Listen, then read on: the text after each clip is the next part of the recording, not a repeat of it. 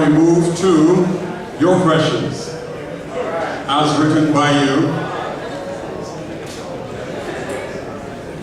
Wow. No, it's not okay. No. Councilmember Felder. Thank you very much. I don't mind at all. I'm the baby in the family. I was always forgotten. I feel at home.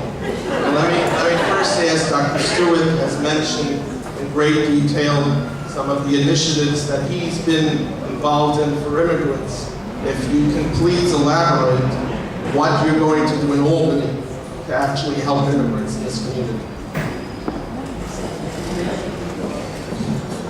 Well, the first thing I would like to do is to pass the bill that we passed the resolution on to help the folks who have green card. We send them to Iraq, they fight a war there. When they come back here, they cannot be a policeman or a fireman, and we say that is wrong. We send that to Albany for them to pass that bill, and they have been sitting on it, and the person who is responsible for immigration is my senator. Nothing was done as far as immigrants are concerned in Albany to help those folks. How could you be fighting over there for this country, but you can't fight here? You can't even be protectors. You can't get that job to be a fireman or a policeman. That's the first thing I would want to attack. The other thing I would like to do is that at least they must have a committee to deal with immigrants. To deal with immigrants not only in New York City, but the entire state of New York. We need to deal with that. We need to take, because this country, this city, this state was built on the backs and the blood of immigrants. And we need to at least be responsible to deal with immigrants as far as that is concerned. We should be taking that responsibility to help the people who have just arrived.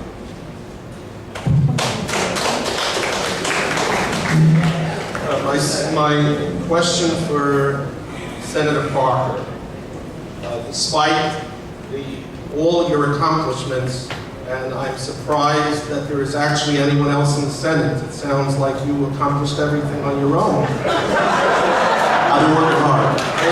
I know. But having said that, there are two particular bills.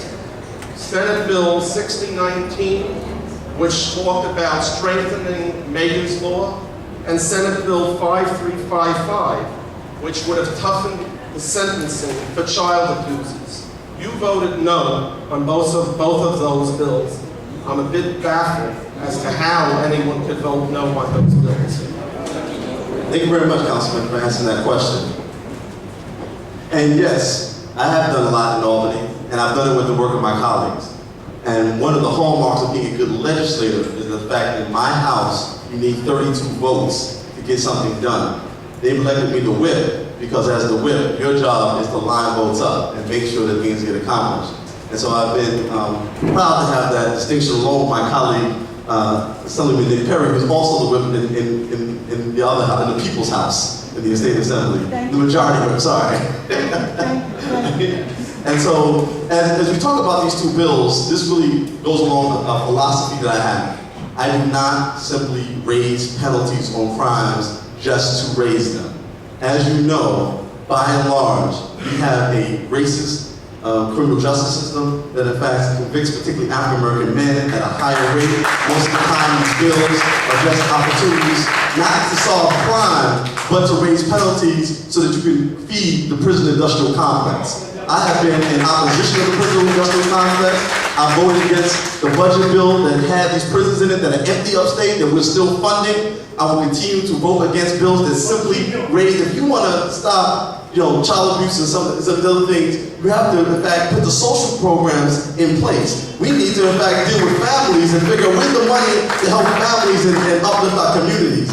We certainly have not gotten that from the Republican majority. That's why I need you to send me back, because when you send me back and we take back the majority, I will go from being a minority whip to a majority whip, and these things will get done.